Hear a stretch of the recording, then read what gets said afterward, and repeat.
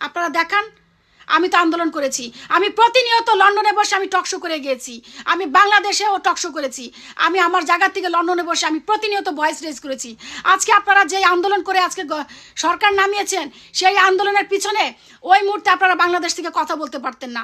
আমরা যারা বহির্বিশ্বে ছিলাম প্রবাসের থেকে, আমরা আমাদের ভয়েস রেজ করেছি। আমরা তখন ওই মুহূর্তে খুব বেশি হলে 14-15 জন মানুষ আমরা টকশো করতাম, আমরা তখন ভয়েস রেজ করতাম। আমরা আমাদের জীবনের মায়া না করে আমরা শহীদ প্রেসিডেন্ট জিয়া রহমানের মতন আমরাও ভয়েস রেজ করেছি। আজকে যদি হাসিনা না নামতো, আমি না শুধু আমার 14 গোষ্ঠী সহ ব্রাশ ফায়ার করে মেরে ফেলতো।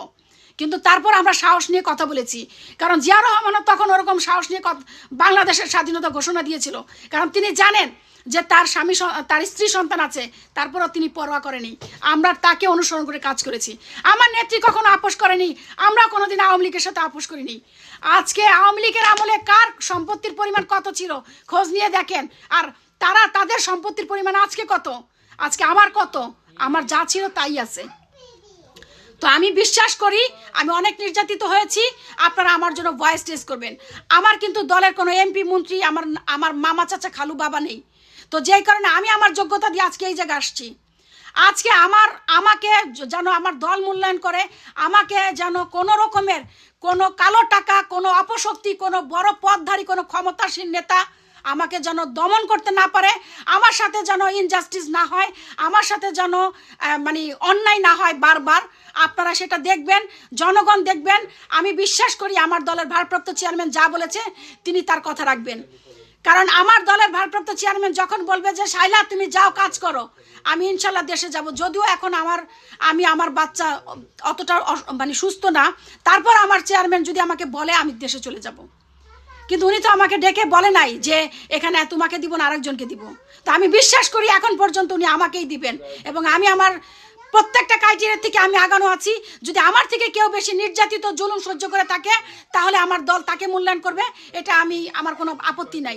অন্যদিকে 2018 সালের দল আমাকে নমিনেশন দেওয়ার পর আরেকজনকে দিয়েছে, আমি তারপরও বিরোধিতা না করে আমি তার নির্বাচন করে দিয়েছি। এবারও আমার দল যদি আমার এত কিছু ত্যাগ তিতিক্ষা উপেক্ষা করে আমাকে না দিয়ে অন্য কাউকে দিতে চায়, আমি তারপর আমার দলের সম্মান, আমি আমার দলের ভারপ্রাপ্ত চেয়ারম্যান এবং দলের নির্দেশকে আমি সম্মান করে মাথা পেতে নিয়ে আমি তার নির্বাচন করে দিব, আমি কথা দিচ্ছি।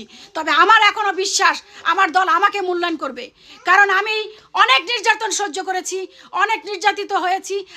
আজকে আমি দেশ ছাড়া, আজকে আমি প্রবাসী। তাই আমি আমার দেশে ফিরতে চাই। আমি আমার নেতাকর্মী, আমার দেশের জনগণ, আমার এলাকাবাসী যারা এতদিন আমার জন্য শ্রম দিয়েছে, কাজ করেছে, কষ্ট করেছে, আমি তাদের পাশে দাঁড়াতে চাই। আমি তাদের জন্য কিছু করতে চাই।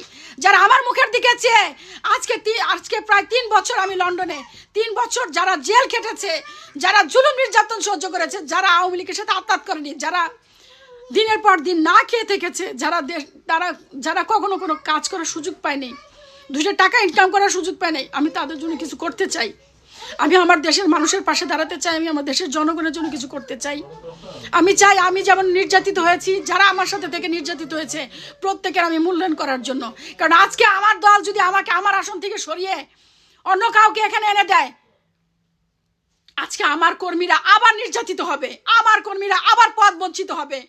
এটা আপনারা রাজসাক্ষী, আপনারা জানেন। বিগত 4-5 দিন ধরে আমার নেতাকর্মীরা কেঁদে কেঁদে আমাকে বলতেছে, আপা আপনি দেশে আসেন, আপা শুনতেছি যে এখানে নাকি অন্য কাউকে দিচ্ছে বা দিবে। আপা আপনাকে যদি এইবার অমূল্যায়ন না করা হয় 18 সালের মতন, আমরা ঝরে যাব, আমরা শেষ হয়ে যাব, আমরা পথ বঞ্চিত হব, আমরা নির্যাতিত হব। কারণ আপনারা জানেন